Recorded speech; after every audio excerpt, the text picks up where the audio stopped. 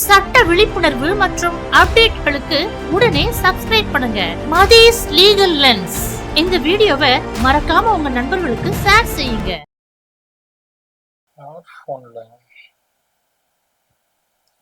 Hello, சொல்லுங்க sir. Power of attorney மேட்ரா?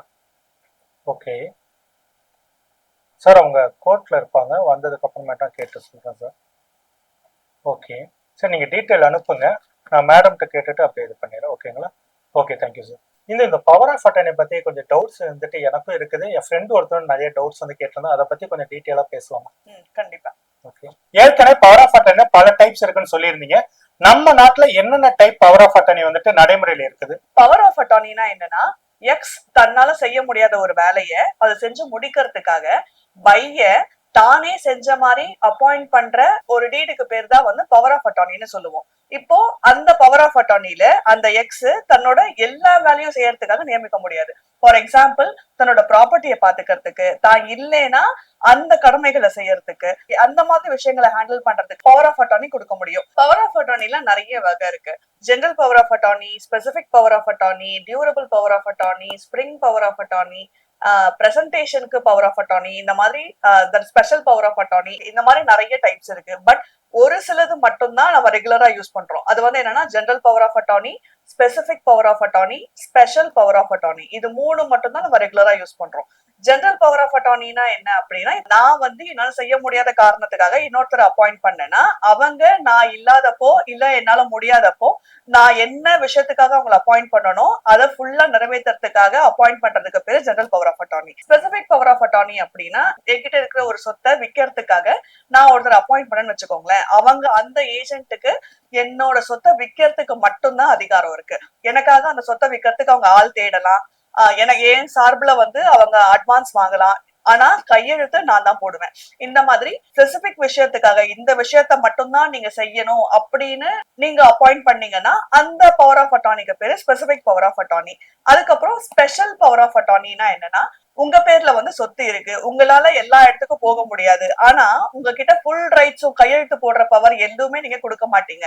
நீங்க அந்த ஒரு தனி நபருக்கு நீங்க வெறும் எஸ்ஆர்ஓ ஆபீஸ்க்கு மட்டும் போய் அந்த டாக்குமெண்ட் ரெஜிஸ்டர் பண்றதுக்கு உண்டான அதிகாரத்தை மட்டும் கொடுப்பீங்க. அதாவது பிரசன்டேஷன் பவர்னு சொல்லுவோம். சோ அதுக்கு பேரு ஸ்பெஷல் பவர் ஆஃப் அட்டர்னி. அவங்களுக்கு வந்து அந்த சொத்தை பத்தியோ அந்த டாக்குமெண்ட்லயோ எந்த உரிமையுமே கிடையாது. அவங்களுக்கு இருக்கிற ஒரே உரிமை என்னன்னா, உங்களுக்கு பதிலா சப் ரெஜிஸ்ட்ரார் ஆபீஸ்க்கு போயிட்டு ரெஜிஸ்ட்ரேஷன் பண்றதுக்கு உண்டான அதிகாரம் மட்டும்தான் உண்டு. சோ அதுக்கு பேரு ஸ்பெஷல் பவர் ஆஃப் அட்டர்னின்னு சொல்லுவோம். சோ இந்த மூணு பவர் ஆஃப் அட்டர்னிஸ் மட்டும்தான் இப்ப நம்ம ரெகுலரா யூஸ் பண்ண பவர் ஆஃப் அட்டர்னிஸ்.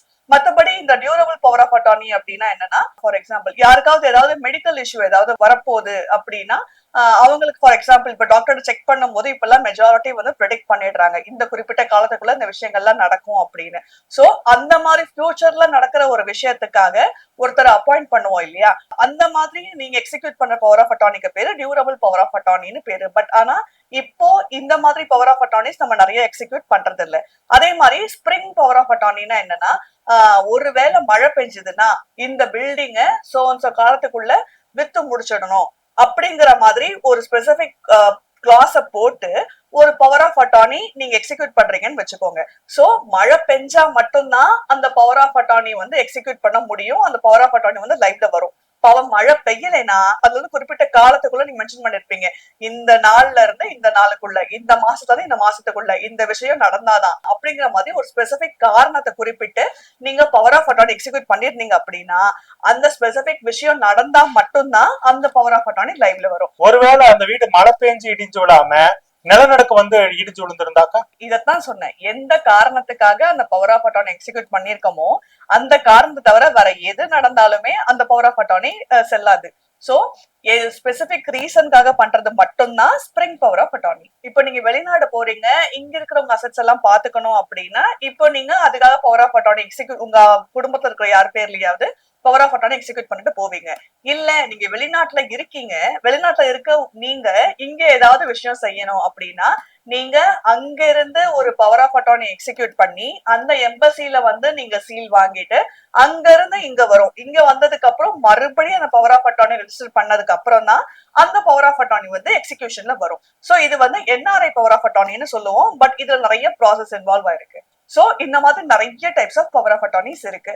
பட் ஆனா ரொம்ப காமனா நம்ம நடைமுறையில இருக்கிற பவர் ஆஃப் அட்டார்னி என்னன்னா general power of attorney, specific power of attorney, அதுக்கப்புறம் வந்து ஸ்பெஷல் பவர் ஆஃப் அட்டார்னி. இப்படி எக்ஸிக்யூட் பண்ற எல்லா பவர் ஆஃப் அட்டார்னிஸும் ரெஜிஸ்டர்ட் பவர் ஆஃப் அட்டார்னியா இருக்கணும். இதுல இந்த ஜெனரல் பவர் ஆஃப் அட்டார்னி அப்படின்றது வந்துட்டு ஒருத்தர் கொடுக்கப்பட்டிருந்தார், அவர் அதை எந்த அளவுக்கு பயன்படுத்த முடியும்? பொதுவா தான் செய்ய வேண்டிய வேலைய தன்னால செய்ய முடியாத காரணத்தினால இன்னொருத்தரை வச்சு அந்த வேலையை முடிக்கிறதுக்காக கொடுக்கப்படுற ஒரு ரெஜிஸ்டர்ட் இன்ஸ்ட்ருமெண்ட்டுக்கு பேரு தான் வந்து பவர் ஆஃப் அட்டார்னி. அந்த பவர் ஆஃப் அட்டார்னி அவங்க உயிரோட இருக்கும்போது தான், அதாவது யார் எழுதி கொடுக்குறாங்களோ அவங்க உயிரோட இருக்கிற வரைக்கும் தான் செல்லும். இல்ல அந்த பவர் ஆஃப் அட்டார்னில மென்ஷன் பண்ணிருப்பாங்க, இந்த காரியத்துக்காக நான் உங்களை அப்பாயிண்ட் பண்றேன் அப்படிங்கிற மாதிரி மென்ஷன் பண்ணிருப்பாங்க. சோ அந்த விஷயம் முடிஞ்சதுக்கு அப்புறம் அந்த பவர் ஆஃப் அட்டார்னி ஆட்டோமேட்டிக்கா வந்து இன்வாலிட் ஆயிடும், செல்லாது.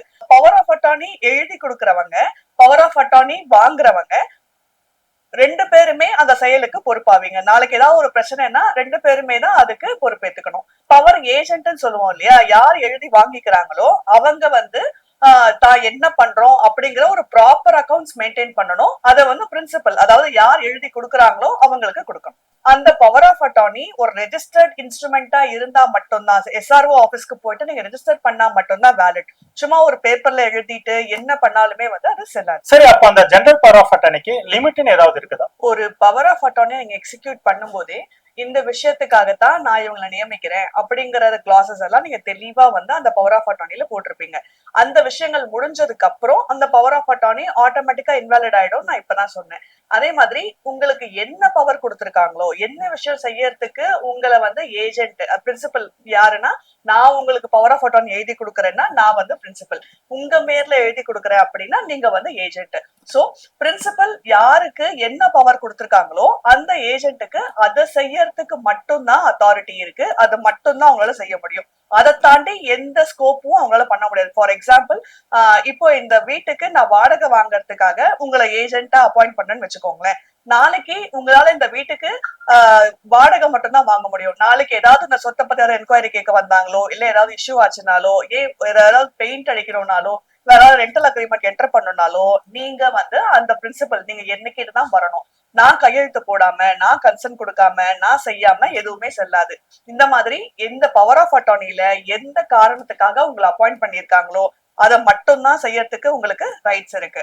அதே மாதிரி பவர் ஆஃப் அட்டார்னி வந்து லிமிடெட் தான். இதை வந்து எப்ப வேணாலும் கொடுத்தனா ரிவோக் பண்ணிக்க முடியும், அதாவது கொடுத்த பிரின்சிபல் ரிவோக் பண்ணிக்க முடியும். சரி, இப்ப இந்த பவர் ஆஃப் அட்டார்னி எப்பெல்லாம் சேலஞ்ச் பண்ண முடியும்? அந்த பவர் ஆஃப் அட்டார்னில கொடுத்திருக்க கிளாசஸை தாண்டி அவங்க ஏதாவது செயல்கள் செஞ்சாலோ, இல்ல ஏதாவது ஃப்ராடு நடக்குது, இல்ல அந்த பவர் ஆஃப் அட்டார்னி எழுதி கொடுத்த பிரின்சிபல் அந்த பவர் ஆஃப் அட்டார்னி எழுதி கொடுக்கும் போது சரியான மனநிலை இல்ல அப்படின்னு ப்ரூவ் பண்றதுக்கு அவங்க குடும்பத்திலயோ இல்ல தேர்ட் பார்ட்டி யார்கிட்டயோ ஒரு ப்ராப்பர் எவிடன்ஸ் இருந்துச்சு அப்படின்னாலோ, இல்ல அந்த பவர் ஆஃப் அட்டார்னியை பேஸ் பண்ணி, அதாவது பிரின்சிபல் ஆனா உங்களுக்கு பவர் ஆஃப் அட்டார்னி எழுதி கொடுக்குறேன்னு வச்சுக்கோங்களேன், அந்த ஏஜென்ட் அந்த பவர் ஆஃப் அட்டார்னியை யூஸ் பண்ணி ஏதாவது ஃப்ராடோ ஏதாவது தப்பு பண்ணிட்டாங்க அப்படின்னா அப்போ என்ன நடந்தது, இதெல்லாம் வேலிடா அப்படிங்கிற மாதிரி நிறைய உள்ள இஷ்யூஸ் இன்வால்வ் ஆயிருக்கு. அப்போ அந்த பவர் ஆஃப் அட்டார்னியை யூஸ் பண்ணி ஏதாவது ஃப்ராட் இல்ல ஏதாவது தப்பு பண்ணிட்டாங்க அப்படின்னா அதை எக்ஸிக்யூட் பண்ண ஏஜென்ட் மட்டும் இல்லாம யார் எழுதி கொடுத்தாங்களோ அந்த பிரின்சிபலும் அந்த ஃப்ராடுக்கு காரணமாவாங்க. சோ இந்த மாதிரி சர்க்கம்ஸ்டான்சஸ்ல பவர் ஆஃப் அட்டார்னியை சேலஞ்ச் பண்ண முடியும். அந்த பவர் ஆஃப் அட்டார்னி ப்ராப்பரா எக்ஸிக்யூட் பண்ணலங்கிற காரணத்தை வச்சு சேலஞ்ச் பண்ண முடியும். அந்த பவர் ஆஃப் அட்டார்னியை மிஸ்யூஸ் பண்ணிருக்காங்கன்னு சேலஞ்ச் பண்ண முடியும். அந்த பவர் ஆஃப் அட்டார்னியோட ஸ்கோப்பை தாண்டி, அதாவது எதுக்கு எழுதி கொடுத்திருக்காங்களோ அதை தாண்டி அந்த ஏஜென்ட் பெர்ஃபார்ம் பண்ணிருக்காங்கன்னு சேலஞ்ச் பண்ண முடியும். அந்த power of attorney valid power of attorney தானா அப்படின்னு சேலஞ்ச் பண்ண முடியும். எழுதி கொடுத்த பர்சன் வந்து இண்டிவிஜுவலா இருந்தாங்க அப்படின்னா லைஃப் சர்டிபிகேட் ப்ராப்பரா இருக்காங்கிற கிரவுண்ட்ல சேலஞ்ச் பண்ண முடியும். இந்த மாதிரி நிறைய கிரவுண்ட்ஸ்ல பவர் ஆஃப் அட்டார்னியை சேலஞ்ச் பண்றதுக்கு தாராளமா வழி இருக்கு. மார்க்கெட் வேல்யூ அப்படிங்கறது எல்லா சொத்துக்கும் கவர்மெண்ட் வந்து டிசைட் பண்ணிருப்பாங்க. சோ நீங்க ஒரு சொத்தை வாங்குறீங்க அப்படின்னா 2 விஷயத்த வந்து சப் ரெஜிஸ்ட்ரார் கன்சிடர் பண்ணுவாரு. ஒண்ணு வந்து மார்க்கெட் வேல்யூ, அந்த சொத்துக்கு என்ன மதிப்பு அப்படிங்கறத ஒன்னு அசஸ் பண்றது, இன்னொன்னு கவர்மெண்ட் பிக்ஸ் பண்ண ரேட். சோ இது ரெண்டுல எது ஹையரா இருக்கோ அதுதான் வந்து சப் ரெஜிஸ்ட்ரார் வந்து டிசைட் பண்ணுவாரு. எப்பவுமே கைட்லைன் வேல்யூவை விட நீங்க பிக்ஸ் பண்ற அமௌண்ட் வந்து ஜாஸ்தியா இருந்துச்சு அப்படின்னா பெட்டர். இன்கேஸ் நீங்க கைட்லைன் வேல்யூக்கு பே பண்ணிட்டீங்கன்னா கூட பெட்டர்.